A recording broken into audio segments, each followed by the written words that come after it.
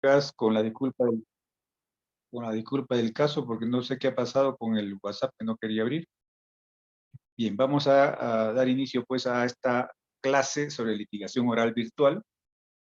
Eh, en principio, recordemos que la nueva Ley Procesal de Trabajo nos trae la novedad del proceso judicial por audiencia. Esto es importantísimo entenderlo por cuanto la oralidad se despliega grandemente en estos procesos judiciales por audiencia, ¿no? Es una creación procesal del derecho procesal anglosajón. Los juicios ante jurado en Inglaterra, la oralidad es pues eh, la nota predominante, la que ayuda a desarrollar el debate frente al juez, con la inmediación, con la concentración. También recordarán ustedes las películas norteamericanas que tienen ese modelo anglosajón en la administración de justicia. Y ese aporte a la procesalística del derecho procesal anglosajón ha sido recogido por el derecho europeo continental, que era predominantemente escrito, ya que viene del medioevo. Recordarán ustedes los tribunales del Santo Oficio, acá en el Perú a través de la colonia, en la que el proceso escrito predominaba y nos ha acompañado pues durante gran parte de la República, y felizmente con la nueva Ley Procesal de Trabajo se recupera este gran aporte de la oralidad en la en la administración de justicia. Entonces, el proceso judicial por audiencia será pues la nota característica de este nuevo modelo procesal que nos trajo la nueva Ley Procesal de Trabajo, la Ley 2949/7, ¿no? Bien, entonces aquí, colegas, tenemos antes que reflexionar sobre el carácter instrumental del proceso judicial, ¿no? El derecho procesal tiene una naturaleza instrumental, pues, destinada a satisfacer, tutelar y reponer el derecho material o sustancial que se somete a un proceso judicial. El proceso es un medio para el fin de la eficacia de los derechos. Esto es importante comprenderlo porque desde esta óptica de instrumentalidad del proceso es que vamos a eh, persuadir al juez, y también el juez debe persuadirse de que el medio no puede estar por encima de los fines. El medio solamente canaliza la actividad de las partes y el juez para lograr los fines del proceso. De lo contrario, estamos pues causando que la formalidad se imponga y haga naufragar el derecho material, lo que no es la finalidad de un proceso judicial. Entonces, este carácter instrumental del proceso judicial es importante comprenderlo.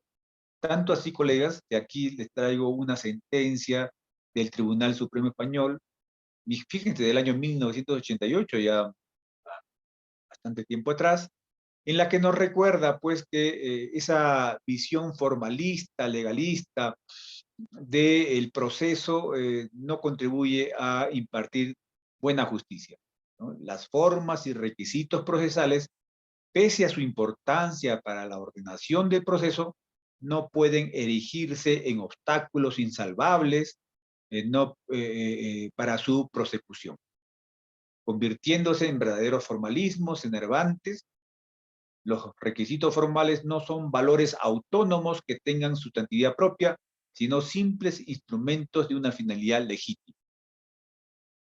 Entonces, esta sentencia del Tribunal Español es importante tenerla presente, porque también en el derecho procesal peruano va a tener repercusiones, y también la jurisprudencia peruana va a comenzar a recoger este importante enfoque finalista del proceso. Entonces, la formalidad es accesoria, es secundaria, es un medio para los fines del proceso, como todos sabemos. obtención de justicia y paz social. Entonces, no olvidemos que la formalidad es necesaria, es vinculante, es importante, pero no es determinante para que los jueces podamos encontrar fórmulas procesales flexibilizadoras que permitan facilitar la actividad judicial de las partes. Que la tutela jurisdiccional efectiva se concilie con el debido proceso. Que el debido proceso no sea un obstáculo, un impedimento para el debido, para la debida tutela jurisdiccional efectiva, ¿no? Entonces, aquí tenemos varias manifestaciones que pues, hemos podido sistematizar de la actividad jurisdiccional.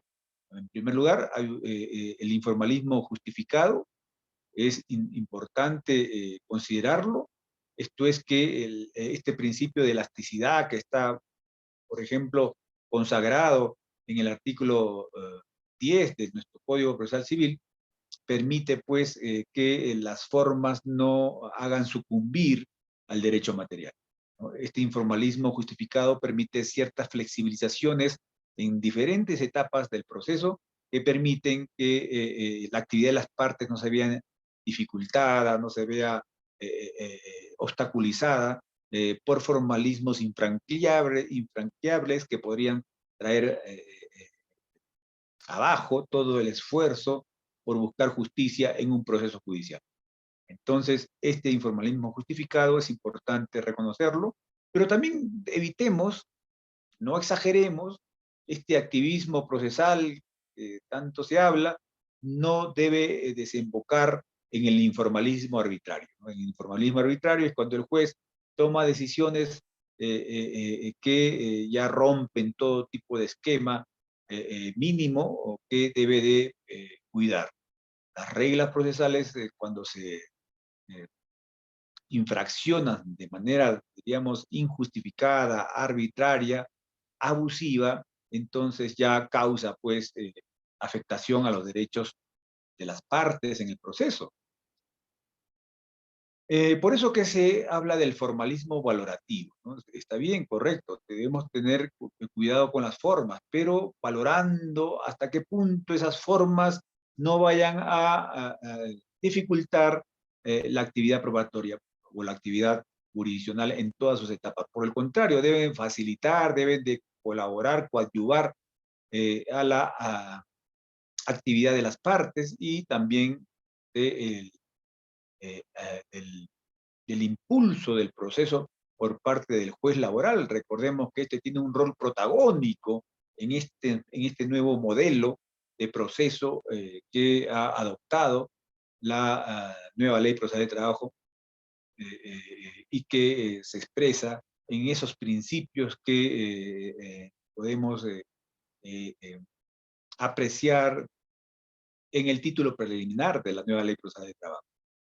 Entonces, este formalismo valorativo, colegas, según este estudioso Álvaro de Oliveira, sería un formalismo pensado en las vertientes políticas, culturales y axiológicas de los factores condicionantes y determinantes de la estructuración y organización del proceso, que haga prevalecer el derecho sustancial, derecho material, que se desea salvaguardar en el proceso y que las formas no hagan naufragar el derecho material.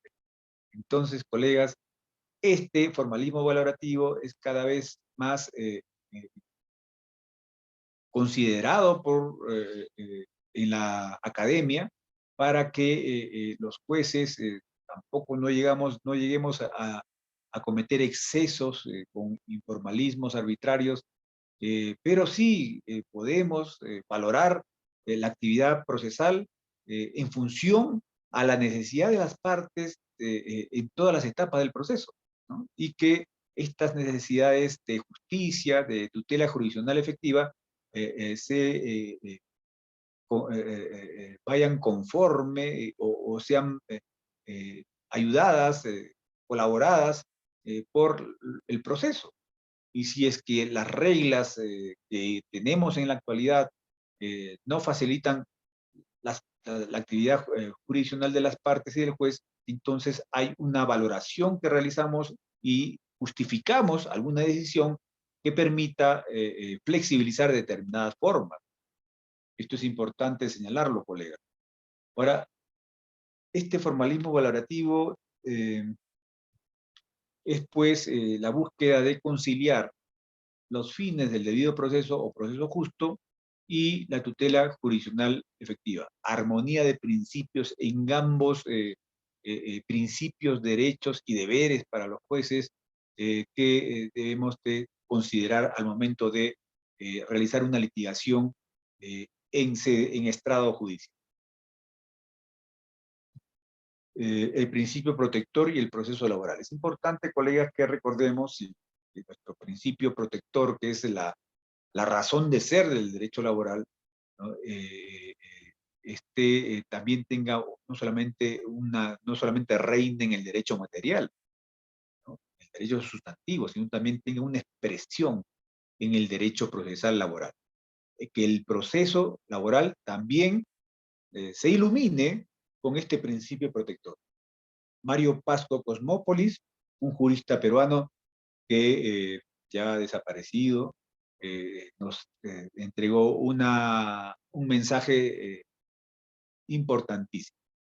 Nos dice, la relación laboral no se da entre partes iguales, sino por el contrario, netamente desiguales, el trabajador y el empresario. Esa desigualdad en la relación sustantiva se manifiesta en la subordinación que somete al trabajador al control y a la decisión del empleador, se traslada y aún exacerba en la relación procesal entre ellas. En efecto, pues el empleador estará en mejores condiciones de litigar que el trabajador, ¿no? A partir de los recursos económicos, a partir de las pruebas, ¿no? ¿Quién tiene las pruebas en su poder? ¿No? La mayoría de las pruebas, no pocas veces, están en poder del empleador, ¿no? Y también todos los recursos que la empresa le otorga al empleador litigante frente a aquel trabajador, ¿no? Que reclama algún derecho y que no pocas veces pues cuenta con recursos suficientes para asumir su defensa. Entonces, este principio protector expresado en el proceso laboral va a tener varias manifestaciones procesales que es importante, pues, apreciarlas, ¿no? Y esta casación laboral 4781-2011, Moquegua, colegas, es de vital importancia para comprender este enfoque del formalismo valorativo, de esa flexibilización de las formas procesales para dar paso a la justicia en el proceso. Los jueces laborales, dice la Corte Suprema, deben romper el paradigma de procesos ineficaces, de excesiva formalidad, dando prevalencia a una tutela jurisdiccional realmente efectiva, apostando por la nueva dinámica contenida en la ley laboral, en resguardo de la protección de los derechos fundamentales de los justiciables. Deben orientarse los esfuerzos de los jueces a la reivindicación de los derechos fundamentales reclamados en la demanda, teniendo en cuenta el contenido esencial de la fundamentación fáctica y jurídica en ella desarrollada, a fin de identificar lo pretendido y el grado de afectación de los derechos invocados. Lo contrario desnaturalizaría el nuevo proceso laboral. El nuevo proceso laboral no cumpliría sus fines si es que somos excesivamente formales, tanto las partes como el juez. Debemos darle prevalencia a la tutela jurisdiccional realmente efectiva. Esa dinámica que inyecta la nueva ley procesal del trabajo al proceso laboral debe de más bien ser acicate, ser el motivo que nos permita alejarnos de ese formalismo excesivo, que las formalidades no dificulten la actividad jurisdiccional eh, de, de aquel que reclama justicia y de un juez inteligente, protagónico, activo, no pasivo en la administración de justicia. Entonces, esta casación laboral 4781 de 2011, Moquegua, colegas, es eh, sumamente importante para comprender este nuevo enfoque que le estoy mencionando. Y aquí tenemos el principio, uno de los principios más importantes que están consagrados en el título preliminar de la nueva Ley Procesal de Trabajo, el principio de oralidad. Paul Paredes, un estudioso del derecho laboral, nos dice lo siguiente.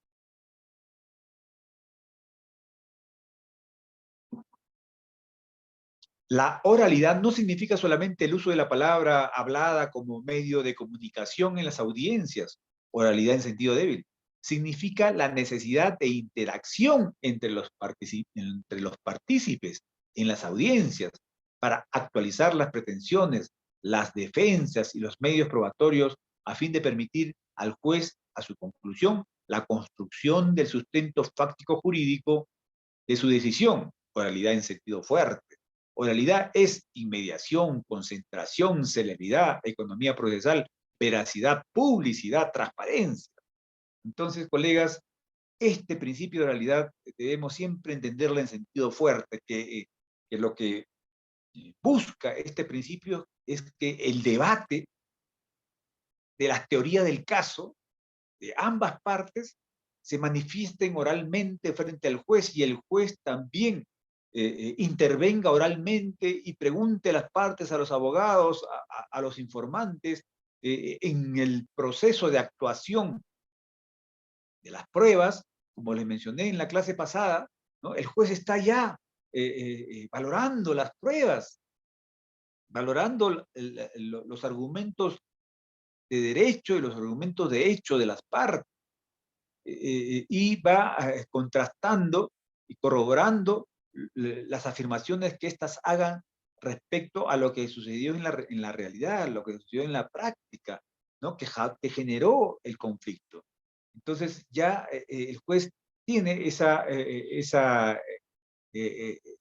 ánimo de ir averiguando la verdad a través de estas audiencias que se llevan adelante, sea en audiencia única o audiencia de juzgamiento, inclusive desde la audiencia de conciliación. Va ya construyendo su decisión el juez. No es que lo haga después que ya se realizó el debate judicial y después de los 5 días o posterior a su decisión, y después de los 5 días se va a poner a estudiar, a volver a revisar el video. No, ya el juez va construyendo su decisión desde que el momento que califica la demanda, en las audiencias, en la intervención de las partes, en la pregunta que realiza al demandante, al demandado, en los informes de apertura y de cierre que realizan los abogados, en la actuación probatoria eh, eh, con inmediación, y le permite pues ir ya tomando decisiones respecto a los hechos probados, a las reglas o principios o ambos que va a aplicar para resolver el caso, y finalmente emite su decisión, su fallo, al final de la audiencia. Entonces, este es el principio de oralidad, colegas, que reina en este proceso por audiencias que nos trajo la nueva Ley Procesal de Trabajo, la Ley 2949/7. Principio de inmediación. Este principio nos da la garantía de que el contacto del juez con las partes y los medios de prueba que se rindan en la causa será directo, inmediato y sin intervención de ningún agente o elemento que impida esta relación. María Mott nos da este aporte doctrinario. Pero podemos preguntarnos si la virtualidad, ahora que realizamos audiencias virtuales, ¿este principio de inmediación se encuentra afectado? Entonces, podemos decir que sí hay cierta afectación, pero no total. Por eso que decimos que la virtualidad mediatiza el principio de inmediación, pero no lo anula. Y nos da la garantía de que el contacto del juez con las partes, si bien es cierto, no es directo, sino a través de una plataforma virtual, sin embargo, es posible que podamos visualizar el comportamiento de las partes, la, la actividad que éstas realizan a través de este medio virtual. Y que es importante que recordemos este principio de inmediación como un principio que está eh, relacionado, articulado con el principio de oralidad, ¿no? Ambos van a interactuar para ayudar a que el proceso por audiencias cumpla su finalidad. Ahora bien, no olvidemos que este proceso por audiencias no es más que darle un canal, darle un camino, un íter al debate judicial. Así tenemos el alegato de apertura, luego tenemos la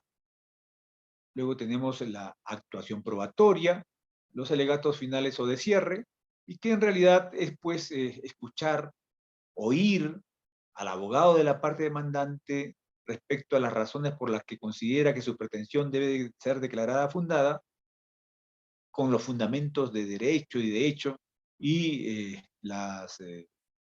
los fines de los medios de prueba que ha presentado, y también es escuchar y oír al abogado o a la abogada de la parte demandada, ¿no? Su teoría del caso también comprende derecho, hechos y pruebas.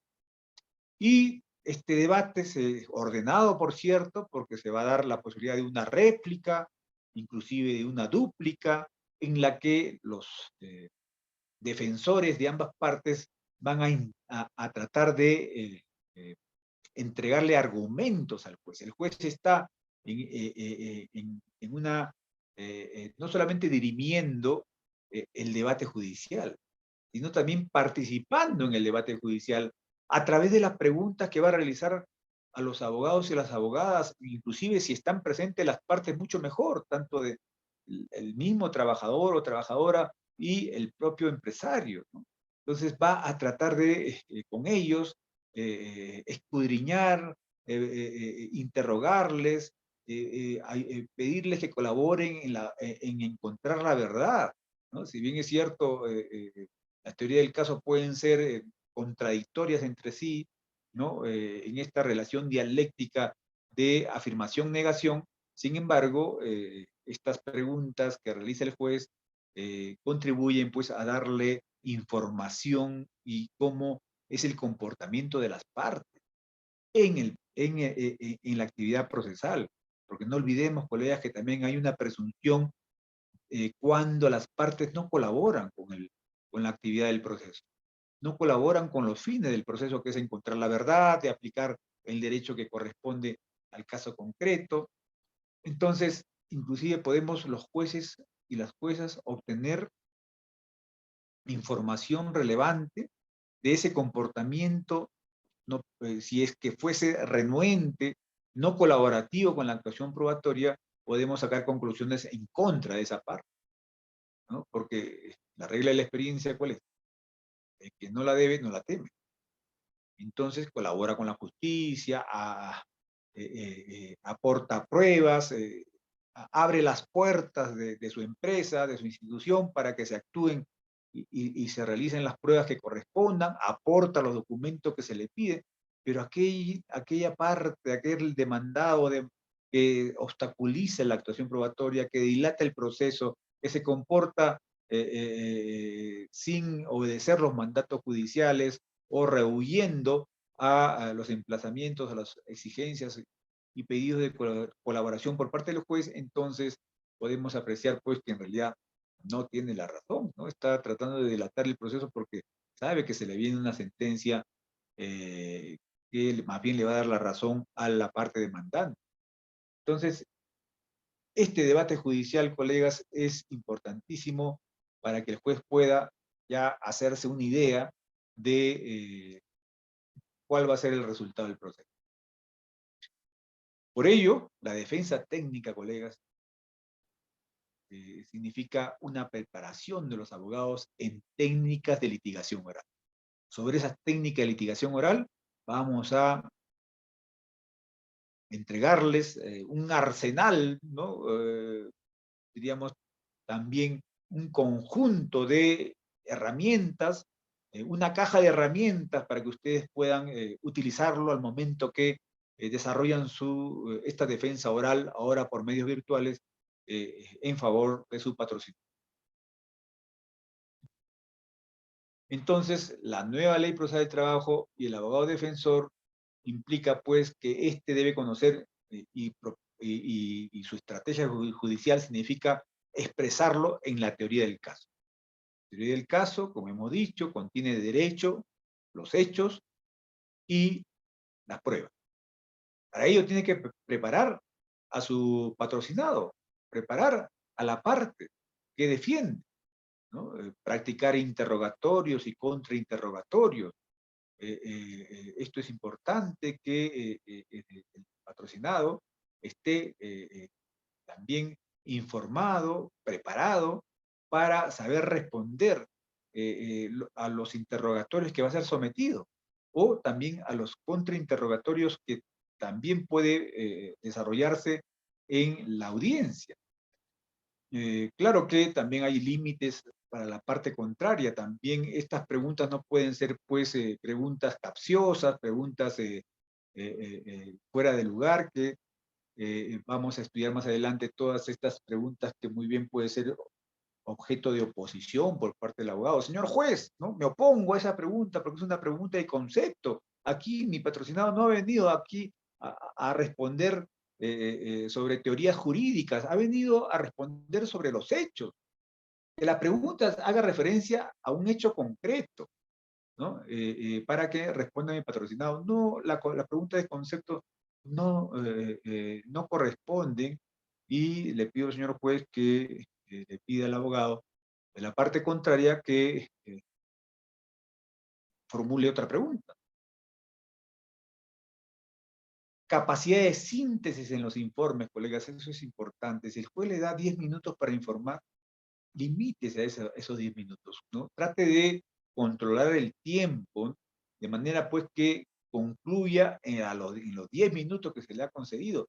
¿Cuántas veces tenemos que decirle, señor abogado, concluya porque le damos un minuto, porque ya se excedió el tiempo? Ya eso es un comportamiento por parte del abogado o la abogada que desdice pues de la disciplina que todos debemos de guardar en un proceso judicial a fin de que este avance, que se desarrolle sin tropiezos, ¿no? Sin objeciones por las partes ni por parte del juez.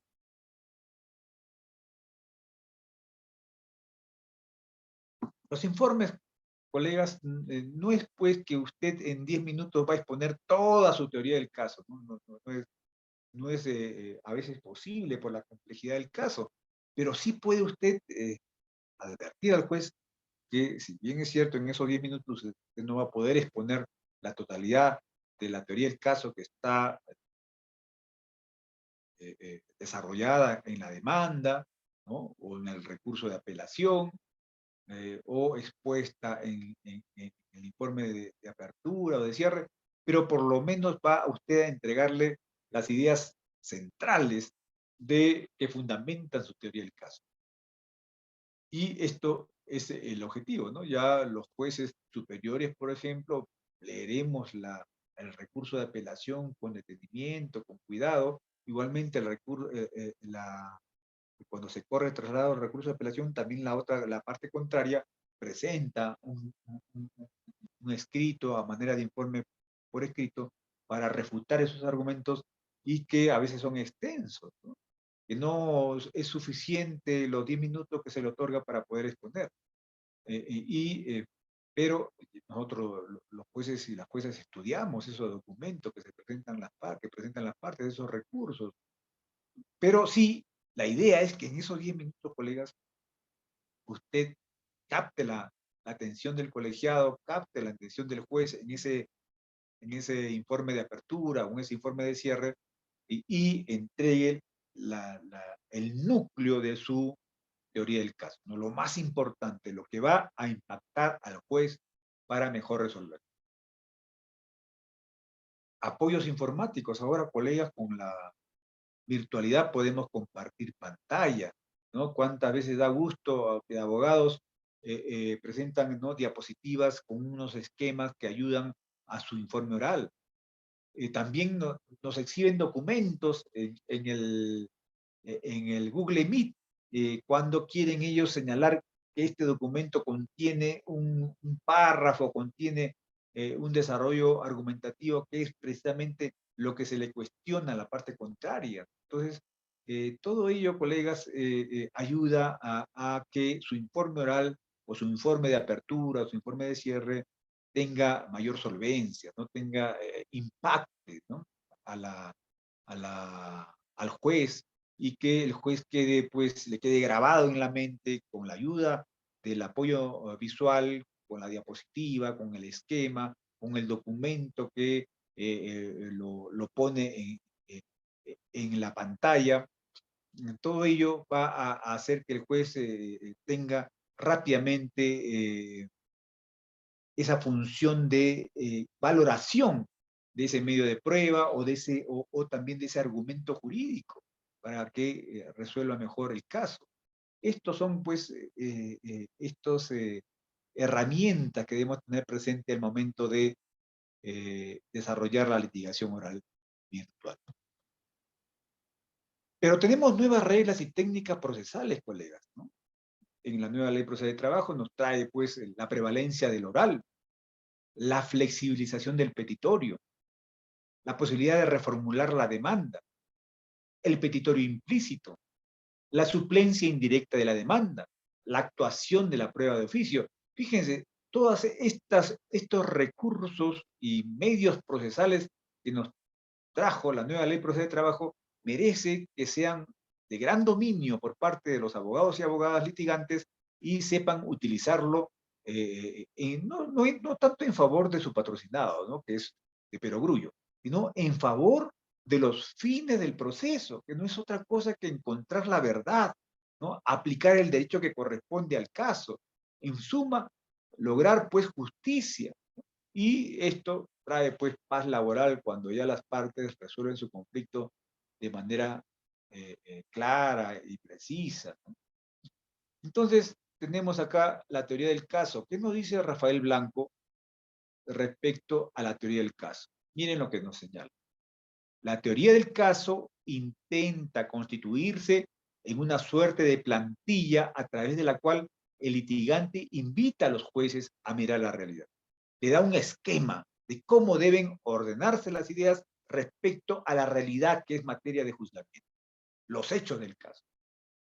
Por supuesto que si el tema es, pues, de puro derecho, ya nos olvidamos de esto, pero en la mayoría de los casos, ¿no?, el 90% hay, pues, hechos que valorar, hechos que probar, proveyéndoles de un lente para dar una lectura intencionada que permite explicar lo sucedido. Ese lente desde la convención, desde la Constitución, ¿no?, y desde la ley, por cierto, corroborado, eh, eh, eh, corroborado con los medios de prueba y subsumido al derecho reclamado.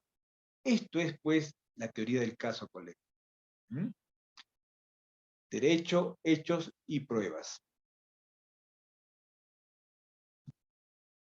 Bien, entonces estábamos desarrollando esta teoría del caso, definición que nos trae Rafael Blanco, y ahora vamos a apreciar, colegas, las características esenciales de una teoría del caso. Toda teoría del caso debe expresar y debe de sustentarse en estas características. La teoría del caso debe ser uniforme, autosuficiente, verosímil y clara. Sobre estos 4 elementos de la teoría del caso vamos a continuación desarrollarlos uno a uno. En cuanto a la uniformidad, su teoría del caso presentado en la demanda debe de ser uniforme en todas las etapas del proceso, tanto en primera instancia como en segunda instancia. Aquí la casación 7/2012 de la libertad nos alecciona sobre la importancia de la uniformidad de la teoría del caso. Para la construcción de la teoría del caso se exige seguir el orden de lo jurídico, lo fáctico y lo probatorio, culminando con la fórmula de una historia con sentido, relevante, y además mantener la misma orientación a lo largo del proceso con la finalidad de que los hechos, sustentada en la prueba indicada y expuesto ante el juzgador, resulten creíbles, verosímiles, añadiendo que una alegación variante desde el escrito postulatorio hasta los alegatos en audiencia de juzgamiento o audiencia única, según se trate de un proceso ordinario o abreviado laboral, no puede sino conllevar a la convicción del órgano jurisdiccional acerca de la no veracidad de los hechos expuestos como defensa. Obvio, si usted va a presentar una teoría del caso en la demanda, pierde en primera instancia, se va en apelación y en el recurso de apelación presenta otra teoría del caso. Falta de seriedad, pues. No es uniforme su teoría del caso. Usted está cambiando argumentos en función a cómo vaya desarrollando el proceso. Eso no es serio, ¿no? Cualquier juez o jueza va a apreciar porque usted no tiene la razón. Entonces, de ahí la importancia de estudiar lo mejor posible todo el material probatorio que le trae su patrocinado y sobre esa base construir su teoría del caso.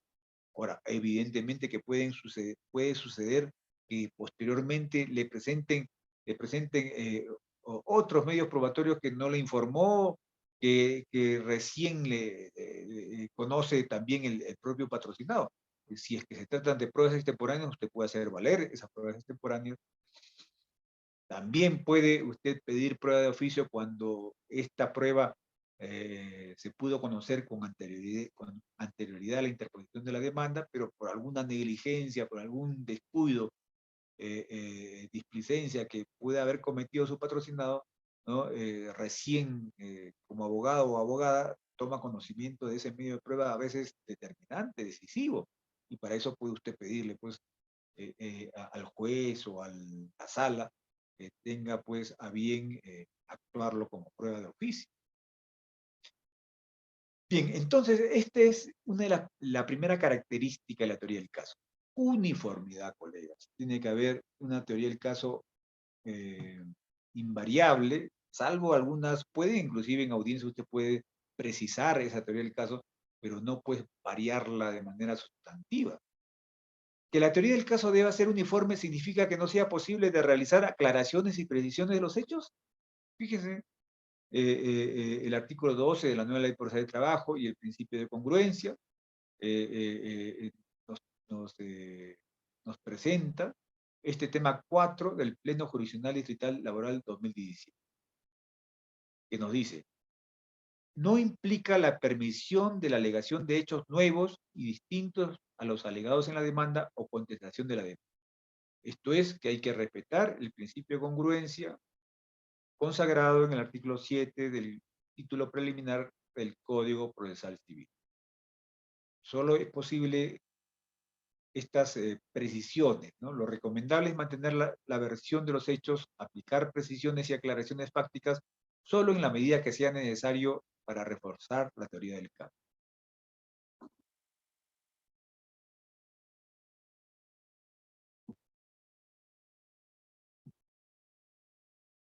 La teoría del caso debe ser autosuficiente. La teoría del caso, colegas, debe dar cuenta de los hechos lo más perfecto posible. Esa narración, esa historia que se produjo entre el demandante y el demandado en la relación material, que fue la causa, la fuente del conflicto que se pretende resolver en el proceso en cuestión, entonces debe de contener una información fáctica incontrovertible, una coherente, suficiente, no contradictoria. Dejar de lado los hechos intrascendentes, inútiles, inconducentes. Hechos centrales y periféricos, principales y secundarios, deben ser lo que organicemos al momento de estructurar nuestra teoría del caso. Si de un hecho X se desprende un hecho y que vistos conjuntamente abonarán para aplicar o no la hipótesis jurídica invocada, será recomendable que nuestra teoría del caso tenga elementos para afirmar o contradecir el hecho Y. Esto es, colegas, que tenemos siempre, siempre hay hechos principales y otros accesorios, periféricos, pero lo importante es que entre ambos no se contradigan, por el contrario, se refuercen mutuamente, ¿no? Para darle coherencia, visos o darle un sentido de veracidad, que resulte creíble a los oídos del juez o de la juez. La teoría del caso es autosuficiente cuando es capaz de dar cuenta del conjunto de hechos que ocurrieron, sin dejar cabos sueltos o circunstancias relevantes que no pueden ser explicadas eh, por la versión o la teoría central. Entonces, eso es, colegas, lo que tenemos que buscar al momento de dar cuenta al juez a través de nuestras demandas o recursos de apelación o alegato de apertura, alegato de cierre, que nuestra teoría del caso,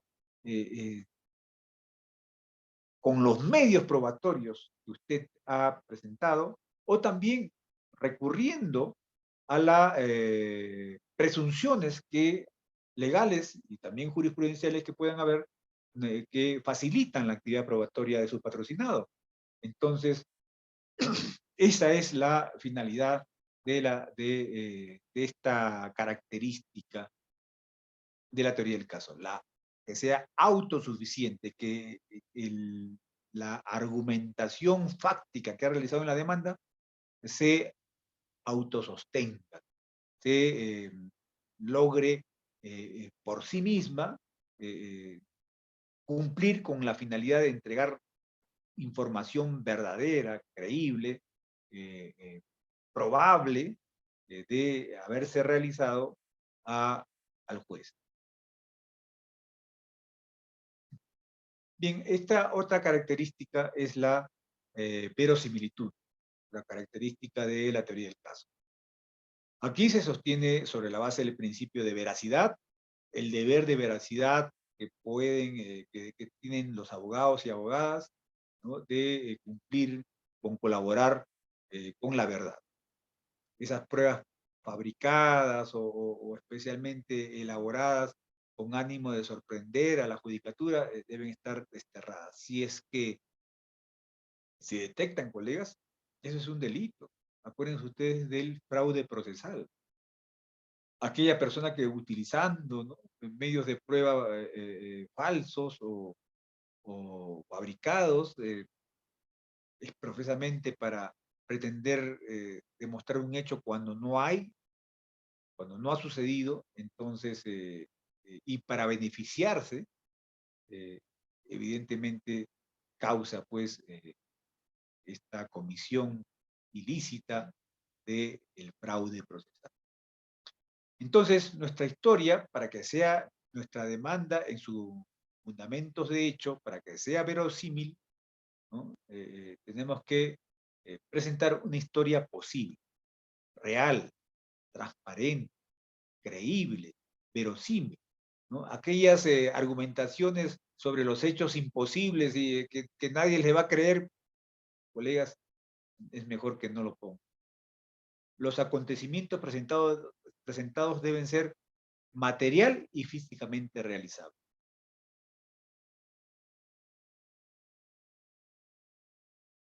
Esto es, la teoría del caso construido sobre la base de hechos ciertos, verificables, comprobables, acreditables, posibles de corroboración.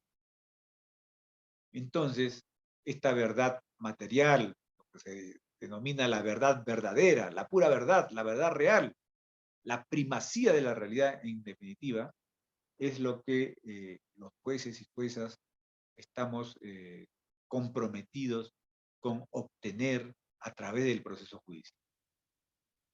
Entonces, colegas, la verosimilitud de su teoría del caso resulta fundamental para obtener una victoria judicial. En la litigación oral virtual, colegas, toda su argumentación tiene pues que cumplir con este estándar de la defensa. Verosímil, creíble, posible, corroborable. Esas son las características que reúnen una teoría del caso exitosa, una estrategia que va a terminar con una sentencia favorable para su patrocinado. Ahora, claro que sí tenemos, pues, como señalaba Manuel Atienza, ¿no? Casos simples o sencillos, otros casos complejos y los casos, pues, dramáticos, ¿no? Esos casos que causan inclusive hasta la atención de la prensa y de la ciudadanía. Entonces, la teoría del caso tiene que estar adecuado a cada una de estas graduaciones de complejidad o simplicidad de el caso que nos ha tocado defender. También es importante que expliquemos con claridad la cadena de inferencias de pruebas por indicios, ¿no? Que es, como les he mencionado en la anterior exposición, tiene cierta complejidad. No lo hagamos entonces más complejo. Tratemos más bien de ser pedagógicos, de que nuestras inferencias sobre prueba por indicios le resulte entendible, comprensible al juez, de manera pues que contribuya con estas características de verosimilitud de nuestra teoría del caso. La siguiente característica, colegas, es la claridad en nuestra exposición. Nuestro lenguaje, tanto oral como escrito, debe ser comprensible, descifrable, entendible. Y vamos a utilizar una argumentación con latinazgos y una motivación barroca, complicada de entenderse, sin una claridad en nuestra exposición, sea escrita u oral. Entonces, nuestra teoría del caso, por más que tenga la razón, por más que tenga las pruebas suficientes, no va a tener una entrega del mensaje que permita una aprehensión, una comprensión, una lectura fácil, asequible por parte del juzgador. Entonces, la claridad implica la forma de transmitir la teoría del caso. Permite la comprensión de la contraparte y especialmente del juez, de lo que se quiere, por qué se quiere, sobre la base de la exposición narrativa oral de la teoría del caso. Colegas, cuando yo escucho a los abogados sus informes orales, me encanta y me agrada que el abogado, al momento de informar, lo exponga con estos porcentajes. 50% de razón, pero también 50% de emoción.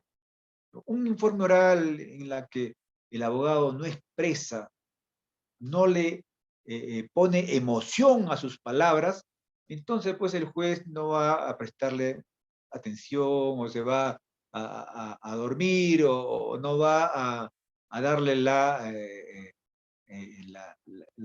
atención que merece. Entonces, ¿tiene usted la razón? Sí, sí la tengo, doctor. Muy bien, expréselo con emoción, ¿no? Ponga énfasis a sus palabras, exponga usted, ¿no? Utilice sus gestos para que pueda expresar en su informe oral la verdad que usted patrocina. Entonces, esta recomendación, colegas, es importante que lo tengan en consideración. Pero tampoco sin exagerar, pues tampoco no va a ser pues 80% de emoción y 20% de razón, ¿no? Por más que usted haga piruetas en el aire y se esfuerce y levante la voz y no tiene la razón, ¿no? Entonces, más bien va usted a quedar como una persona, pues, excesivamente emotiva, ¿no? Lo excesivamente emotivo, las reacciones exuberantes, etcétera, por el contrario, ofenden al colegiado, ofenden al juez, pues no, ¿qué necesidad hay de tener pues que levantar la voz a una tonalidad que ya significa pues cierto mal comportamiento en los tribunales. Inclusive puede ser motivo de llamada de atención por parte del juez. No puede ponerse a pelear, a proferir términos agraviantes a la otra parte o al abogado. ¿Cuántas veces hemos tenido que llamar la atención al abogado o a la abogada cuando se refiere, pues, mi colega ha hecho una argumentación insulsa, una argumentación que ni siquiera los estudiantes de Derecho lo pueden comprender? O sea, ya pues tampoco recurrir, pues, ¿no? Diríamos, a palabras peyorativas que afecten la dignidad, ¿no?, del colega, ¿no? También tenemos que tener mucho cuidado en usar los términos y el grado de nuestras expresiones. Bien, entonces, estos son pues las características de la teoría del caso. Resumiendo, nuestra teoría del caso tiene que ser verosímil, tiene que ser una teoría del caso clara, una teoría del caso autosuficiente, una teoría del caso uniforme. Estas son las 4 características esenciales que debemos de cuidar nuestra teoría del caso en la litigación oral virtual, colega. Ahora virtual, ¿no? Aunque ya nos han autorizado, el Poder Judicial nos ha autorizado, el Consejo Ejecutivo del Poder Judicial nos ha autorizado a poder llevar audiencias presenciales, ¿eh? Hay determinados distritos judiciales que se están llevando en las audiencias presenciales porque así lo amerita la actividad probatoria, ¿no? Cuando vamos a interrogar a un testigo, va a haber un perito que va a informar y que se necesita una visualización directa, entonces los jueces podemos convocar a las partes a una audiencia presencial. Muy bien, entonces estábamos desarrollando, colegas, ahora, ¿cuál es el método para elaborar una teoría del caso? El método, como todos sabemos, es pues las pautas que debemos de seguir para lograr una estrategia judicial que nos permita la victoria, ¿no? Que es lo que todo abogado y abogada buscamos, ¿no? Lograr un triunfo judicial a favor de nuestros patrocinios. En primer lugar, determinar cuál será el objetivo o finalidad que deseo alcanzar en el proceso como demandante o demandado. ¿Cuál es mi meta? Mi meta es una sentencia inhibitoria, ¿no? Como abogado de la parte demandada, lo único que busco aquí es que se declare improcedente la demanda. Y para ello inclusive hago valer las excepciones como medios de defensa para que la demanda sea, la sentencia sea una sentencia inhibitoria, ¿no? En la cual el juez declara improcedente la demanda. El 427 del Código Procesal Civil. O una sentencia de mérito. Si yo establezco como el objetivo de mi estrategia judicial lograr una sentencia que declare fundada la demanda, o si defiendo la contraparte, sea declarada infundada. Entonces, este va a ser el objetivo que debemos de entrada establecer. Y luego, identificar el derecho aplicable para satisfacer mi pretensión. Tengo que elaborar una hipótesis normativa. Muchas veces, colegas, la hipótesis normativa no solamente es de establecer cuál es el principio, la regla que debemos aplicar al caso, sino también inclusive es proponerle al juez, señor juez, aquí lo que cabe es realizar un juicio de ponderación de principios, un juicio de ponderación de principios y reglas, ¿no? O también acá, señor juez, aplique usted el control difuso. Esta regla es inconstitucional, ¿no? No está conforme con la Constitución. Aplique el control difuso y expúlselo del ordenamiento jurídico para el caso concreto, ¿no? Y establezca una regla correcta.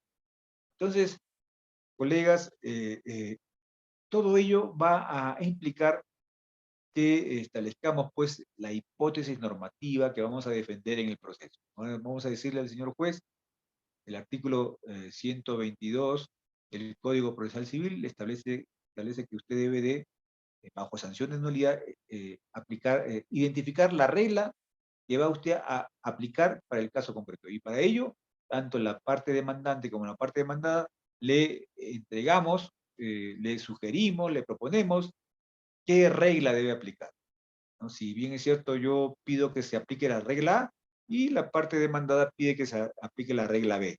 Ya usted en el juicio normativo establecerá cuál de las reglas o principios o ambos corresponden aplicar al caso.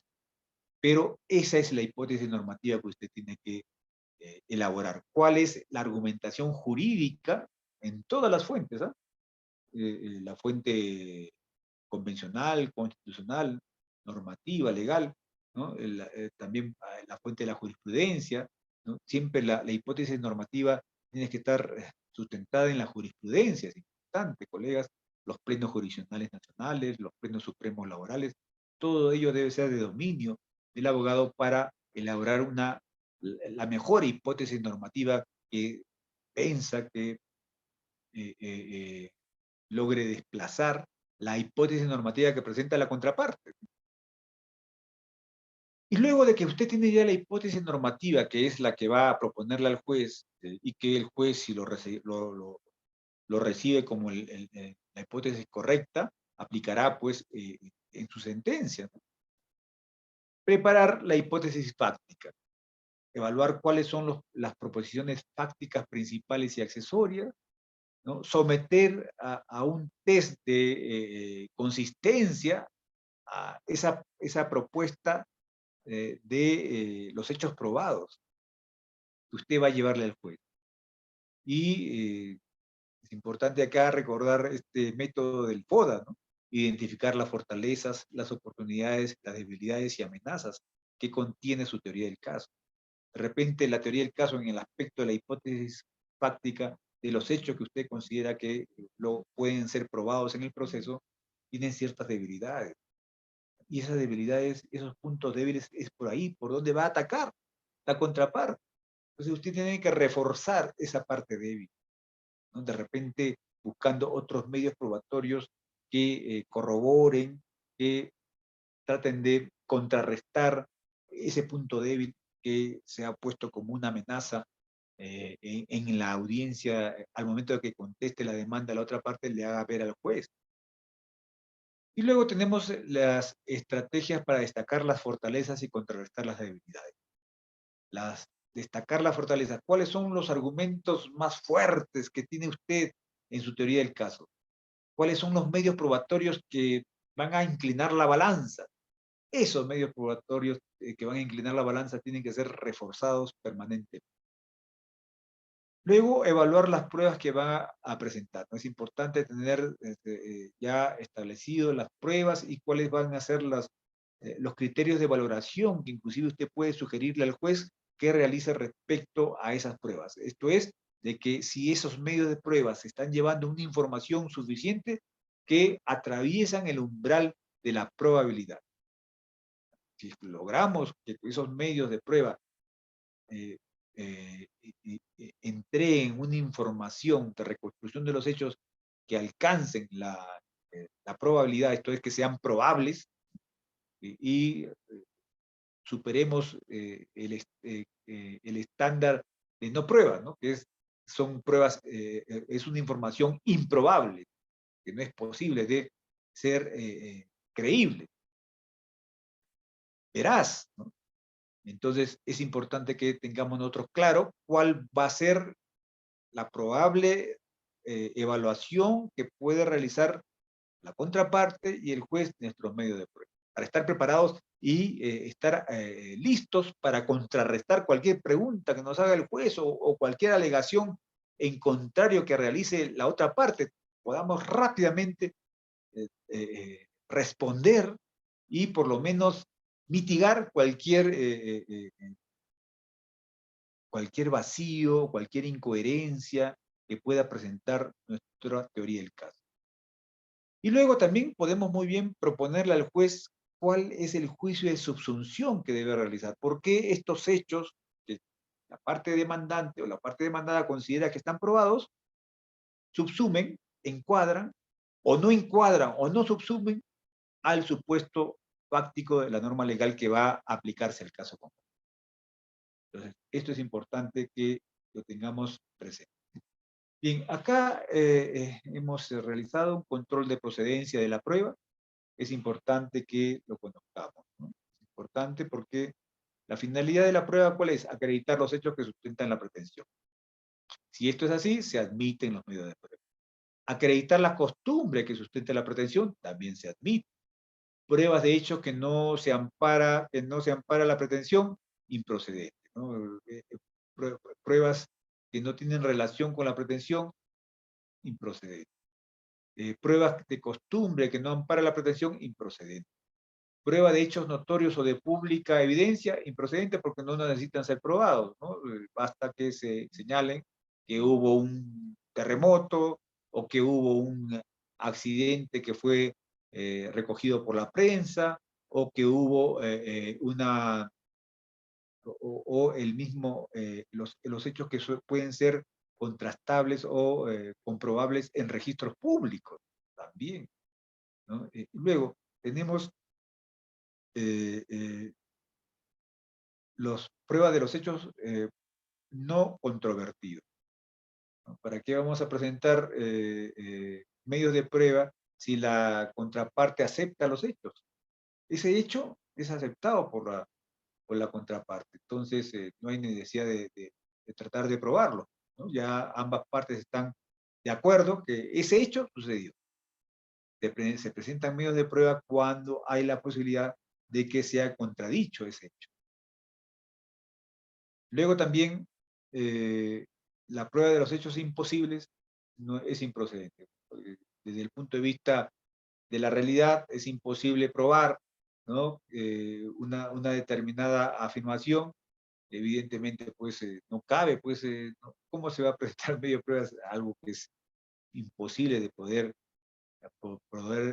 producirse en la realidad?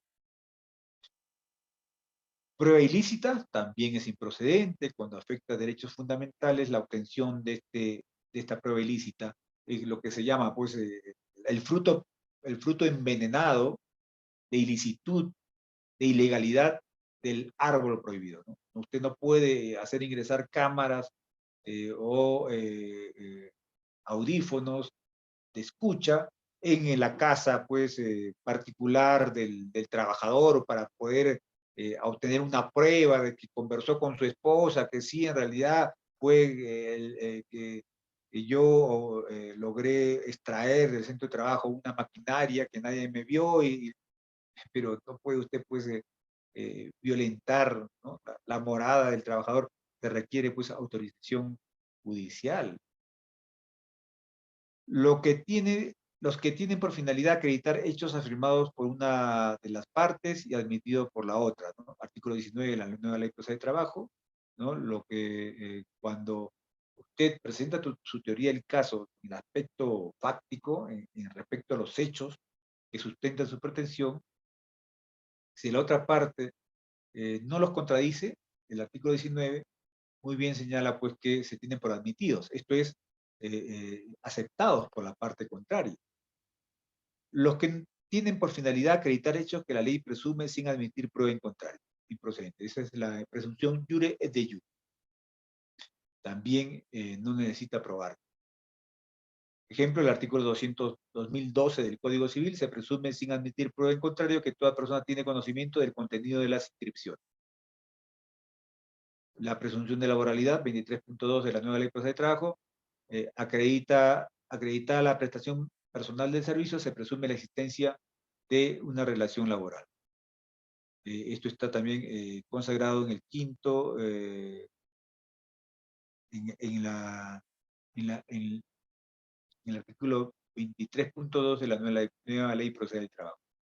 Los que tienen por finalidad acreditar el derecho nacional, improcedente, pues no, se supone que el juez conoce el derecho, que las partes conocen el derecho. No hay necesidad de probar que el artículo tal de la tal ley existe. Basta con señalarlo. Ya el juez tendrá pues la obligación de recurrir pues al Infolex, al SPIG para encontrar la norma legal que Ahora, si usted adjunta el texto de una ley, algo antigua, etcétera, bueno, pues colabora, ayuda, ¿no? Es un documento informativo, no es un medio de prueba. Sí, porque muchas veces, colegas, he visto pues que dicen, como medio de prueba, junto a la ley 23.520. Oiga, pero ese no es medio de prueba, es un documento informativo, ¿no? Que tiene usted la gentileza, la buena voluntad de colaborar con la justicia, alcanzando el texto. Aquí está la fotocopia del peruano de esa fecha en la que aparece la ley, ¿no? Pero no es medio de prueba.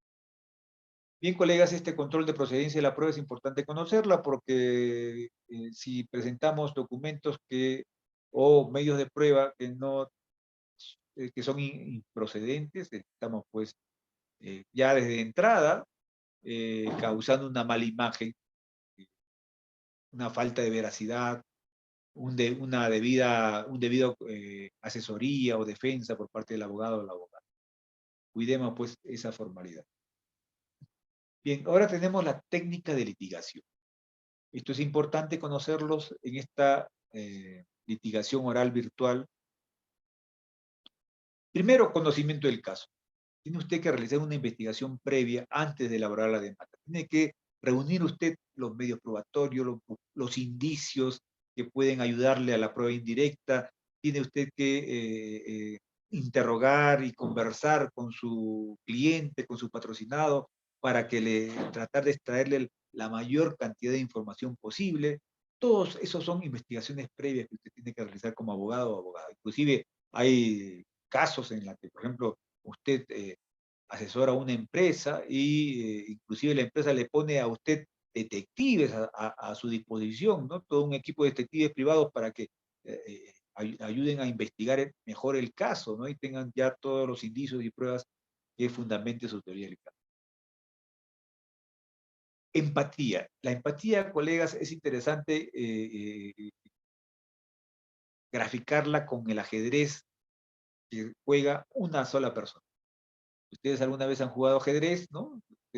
Juega con las blancas, con las fichas blancas, la otra parte con las fichas negras, pero cuando usted elabora su teoría del caso, póngase como demandante, usted asesora al demandante, ya usted organice su teoría del caso como demandante, pero luego póngase al otro lado. Comience a pensar como demandado. ¿Cómo podría yo contrarrestar toda esta teoría del caso? ¿Por dónde yo podría atacar? ¿Cuáles serían los flancos débiles que tiene esta teoría del caso por la que me pueden hacer daño?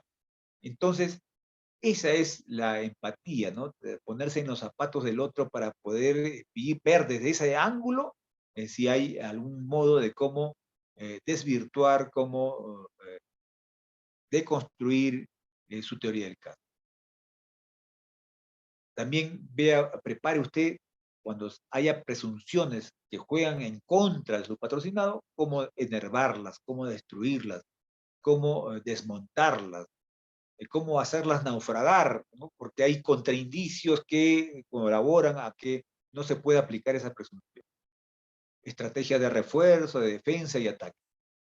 Esto es, colegas, que en algún momento de la actuación probatoria, usted tiene pues que tener un plan B, siempre cuando en algún momento alguna prueba que usted está presentando pueda ser objeto de objeción, de oposición, de impugnación, ¿no? Por la otra parte. Simulación de escenarios, ¿no? Esto es lo que es importante, ¿no? Cuando usted presenta su medio de prueba y se prepara para la audiencia de juzgamiento, la audiencia única, ¿no? Escenario. Si tengo el comportamiento por parte del testigo de este modo, o si el perito nos trae una información pericial que pueda afectar la teoría del caso de mi patrocinado, es decir, estar preparado para cualquier escenario favorable o desfavorable que pueda presentarse al momento que usted realiza la litigación oral. Entrenamiento previo, ¿no? Lo que le decía anteriormente, es importante que entrenemos a nuestro patrocinado, a nuestra patrocinada, respecto a la interrogatorio y contrainterrogatorio, ¿no? Inclusive cómo debe de contestar, cómo debe de tratar de darle claridad en sus palabras para entregar el mensaje, siempre pues con el principio ético de decir la verdad, pues, ¿no? Tampoco no vamos a preparar al patrocinado para que diga una mentira, ¿no? Entonces, eso es importante que esté mínimamente entrenado para responder y también la forma como debe de decirlo, cómo debe de expresarlo, ¿no? Es importante. Luego tenemos aquí, colegas, el interrogatorio y contrainterrogatorio en el proceso laboral. ¿Qué cosa es un interrogatorio? Es la acción inquisitiva del examinador frente al examinado, con el objeto de obtener una información fáctica o un relato de los hechos sobre la base de la técnica de preguntas, repreguntas y respuestas. ¿Qué es un contrainterrogatorio? Es el examen que se realiza para poner a prueba la credibilidad de las declaraciones realizadas por los testigos, peritos o las partes en el interrogatorio. También busca desacreditar al declarante, atacar la credibilidad del testigo, generar en el testigo un apoyo mínimo en la teoría del caso de del contrainterrogador o sacar a luz información que el testigo no mencionó en el interrogatorio, o también hacerlo caer en contradicciones, dudas o desdecirse. El interrogatorio lo realiza el abogado de la parte demandante, el contrainterrogatorio lo hace la contraparte, ¿no? La parte demandada. Puede ser al revés también, pero esa es la idea, ¿no? Que una parte interroga y la otra contrainterroga. Luego tenemos, colegas, aquí clases de preguntas. Preguntas abiertas, por ejemplo, señor demandado, ¿cómo sucedieron los hechos del despido que se produjo a mi patrocinador? Entonces usted le da una pregunta abierta. Entonces el empleador o su representante va a explayarse, ¿no? Bueno, pues sucedió de que el trabajador, ¿no? Se peleó con su compañero de trabajo y por tanto el supervisor informó de esa pelea, ¿no? Y como ustedes saben, aquí el reglamento interno de trabajo dice que está prohibido, que se castiga con el despido cuando un trabajador lesiona físicamente o verbalmente a otro trabajador, etcétera. Pregunta abierta. Le permite a usted que pueda desarrollar un argumento. Preguntas cerradas, solamente va a responder el interrogado con un sí o un no, o con una palabra u otra. Nada más, ¿no? ¿De qué color es el auto? Verde, plomo, negro, ¿no? No se necesita más, ¿no? Pregunta cerrada.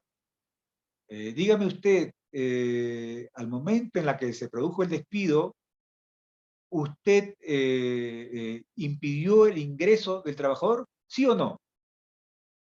Cerrada. Dirá porque sí, le cerré la puerta, que no le cerré la puerta, punto. Preguntas de transición u orientación. Señor demandante, ahora pasaremos a preguntarle sobre su relación con su compañera de trabajo. ¿Tenía amistad con ella? Entonces, antes de ingresar a preguntarle sobre el hecho crucial que le interesa a usted obtener una información, hace preguntas previas para ir preparando la respuesta que le va a dar a la pregunta central, la más importante. Por ejemplo, como hemos señalado aquí, ¿no? Este trabajador acosó sexualmente a la trabajadora, pero no le voy a preguntar directamente sobre ese hecho por el momento. Primero voy a preparar preguntas que van a ir dándole una transición a la respuesta que yo quiero, que al final es la respuesta más importante. Entonces comienzo, señor trabajador, ¿usted conocía a la trabajadora? Sí.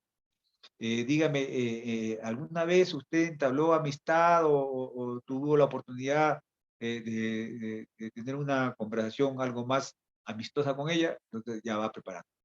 ¿Salieron alguna vez con la trabajadora, etcétera? ¿No? Y finalmente ya llega la pregunta central, ¿no? ¿Usted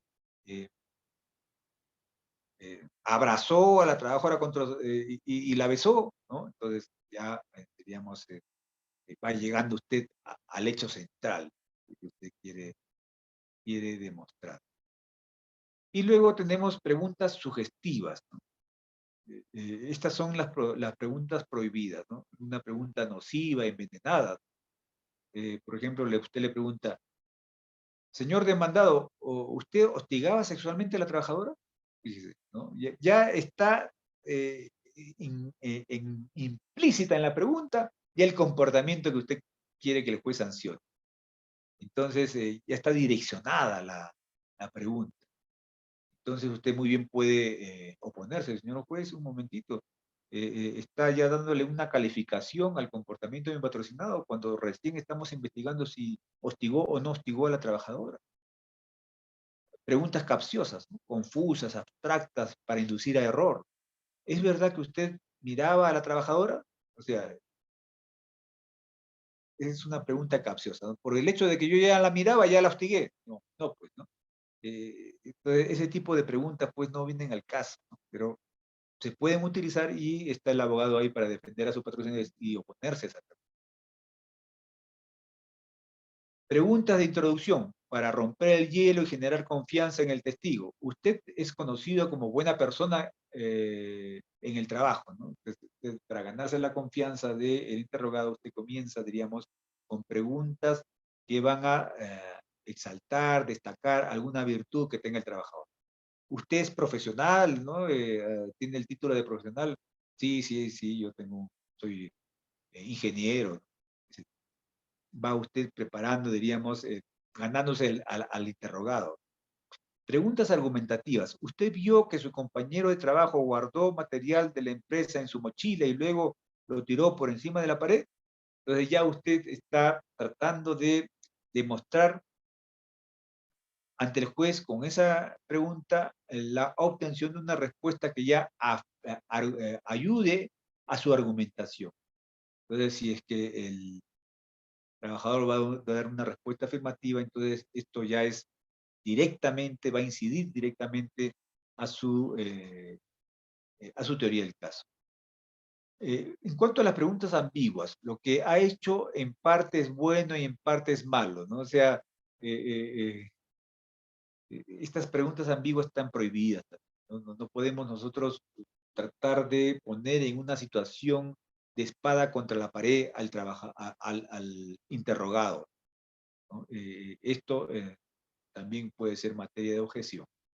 Preguntas de concepto. ¿Cuáles son los derechos que ha violentado? Entonces, aquí no va, el interrogado no va a dar, no se le va a tomar un examen sobre el derecho, sino sobre los hechos. Y muy bien usted puede oponer. Bien, seguimos con la valoración de la declaración. Cuando una declaración, colegas, es persistente, es coherente, unívoco, claro, firme, no dubitativo, recuerdo creíble, preciso, entonces ayuda, colegas, estas son las reglas, también los criterios de valoración que ayudan a que una declaración pueda ser creíble. A oídos del juez permite, pues, generarle convicción que en realidad tales hechos se produjeron. Pero si es no es persistente, es incoherente, es contradictoria, eh, una declaración confusa, dubitativa, pretende hacernos creer que él recordó, ¿no? El color del reloj que tenía el trabajador hace 2 años atrás, pues bueno, pues ya no resulta creíble, ¿no? O sea, también tiene que los recuerdos, de acuerdo a las reglas de la experiencia, tener cierta verosimilitud y cierta precisión también, ¿no? Es importante que al momento de que se den las respuestas contribuyan a darle esa característica, ¿no? Bien, luego la reformulación de la demanda. Es importante conocerlo, colegas, el 428 del Código Procesal Civil y la flexibilización del petitorio. Al momento que nosotros realizamos nuestra actividad de litigación, tenerlo presente, porque a veces se presentan situaciones como esta. El pleno jurisdiccional, aquí hay dos criterios, colegas, que es importante que ustedes lo conozcan. El Pleno Jurisdiccional Nacional Laboral del 2013 señaló que sí es posible reformular la pretensión en la audiencia de juzgamiento. Entonces, si usted presentó como pretensión despido incausado, usted puede reformularlo como despido fraudulento. El Pleno Jurisdiccional Nacional Laboral 2017, sin embargo, señala, acordó que no se puede modificar la demanda en la audiencia de juzgamiento. Excepcionalmente se pueden efectuar precisiones o aclaraciones respecto de una pretensión en tanto no se altere sustancialmente. Hay jueces que aplican el pleno del 2013 y le permiten a usted reformular su pretensión o agregar una a otra, ¿no? En cambio, los que siguen el pleno del 2017 señalan que no es posible, solamente usted puede aclarar o precisar. Si usted quiere agregar una nueva pretensión, haga una nueva demanda. O desistas de esta y presente una nueva. Ejemplo, el demandado despidió fraudulento al trabajador de manera fraudulenta y el abogado del trabajador se equivocó, puso ahí despido fraudulento y reformula a despido incausado. Eso es posible aplicando el pleno del 2013, ¿no? En la que es posible porque en la audiencia usted puede correr traslado de esa modificación o variación de la pretensión a la otra parte. La otra parte en ese momento defenderse. Ahora, si la reformulación tiene cierta complejidad en su respuesta, en su defensa, puede usted suspender la audiencia, el juez suspende la audiencia y puede convocar a una dentro de 5 días para que se prepare la parte demandada. Pero si aplica el pleno de 2017 no le va a permitir la modificación. Por ejemplo, también el demandado, el trabajador demanda el reconocimiento de la relación laboral, pero en el interín lo despiden. Y al momento en el cual ya se lleva a cabo la audiencia, sea la audiencia de conciliación o la audiencia única, pide usted que se reformule a reposición, que se agregue, se reformule a reposición. Inclusive hasta puede pedir usted que se varíe la vía procedimental. Entonces, esto lo permite el Pleno Laboral del 2013, ¿no? Y como les vuelvo a repetir, actualmente hay jueces que siguen el Pleno del 2013 y hay otros que aplican el 2017. Depende del criterio del juez. Luego tenemos, colegas, acá el petitorio implícito. Es importante conocerlo. Será suficiente que uno de ellos, el demandante o demandado, en su escrito de postulatorio, demanda o contestación, alegue hechos claros y concretos, lo que debe considerarse válidamente como un pedido o petitorio implícito, como resultado de una interpretación integral de los actos postulatorios de la parte. Jorge Peirano, ¿no? Procesalista uruguayo reconocido, nos señala que es posible los petitorios implícitos. El Pleno Jurisdiccional Laboral del 2013, la casación 5796-2013, dice que sí. Sin embargo, la casación laboral 16940-2017 de Arequipa dice que no.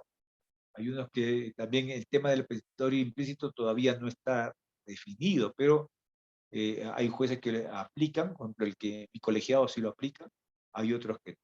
En caso de presentarse un petitorio implícito en un proceso abreviado laboral que pide reposición, es posible que el juez se pronuncie también sobre la desnaturalización de los contratos o el reconocimiento de una relación laboral encubierta. Esto lo señaló el Pleno del 2013. Luego tenemos la suplencia de queja y deficiente y suplencia indirecta de la demanda. Esto está basado en el principio de iura novi curia, la proacción en favor del proceso, economía y celeridad procesal, adecuación de oficio de la demanda ante un error de omisión o petitorio deficiente, sin variar los hechos, es posible recalificar jurídicamente la pretensión. El demandante equivocó, demandó la pretensión de reposición por despido fraudulento, pero de los hechos se expresa que no es despido fraudulento, es despido incausado. El juez puede suplir indirectamente esa deficiencia que aparece en la demanda. Y señalar que el petitorio debe entenderse como un pedido de reposición por despido incausado, o ad nutum, también como se conoce en la doctrina. Luego tenemos, colegas, el Pleno Jurisdiccional Laboral 2014, tema 2, que es importante recordarlo.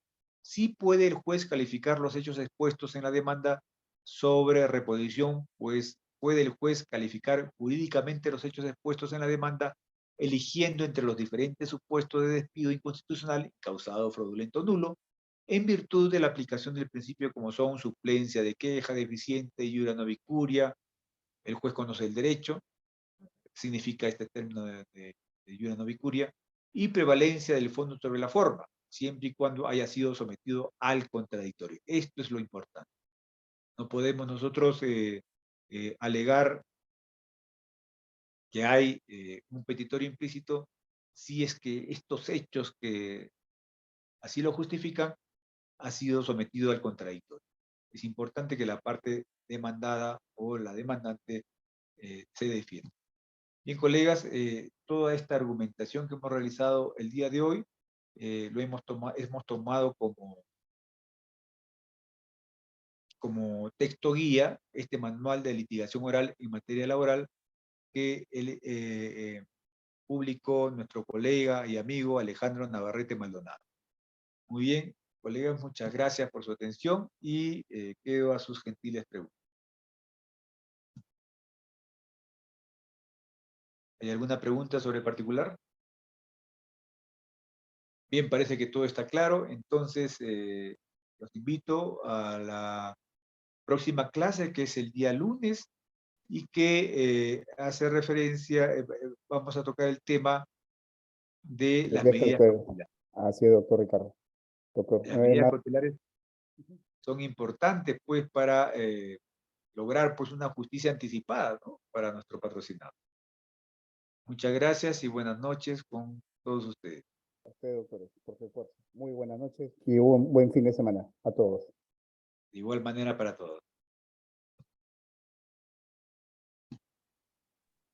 Buenas noches.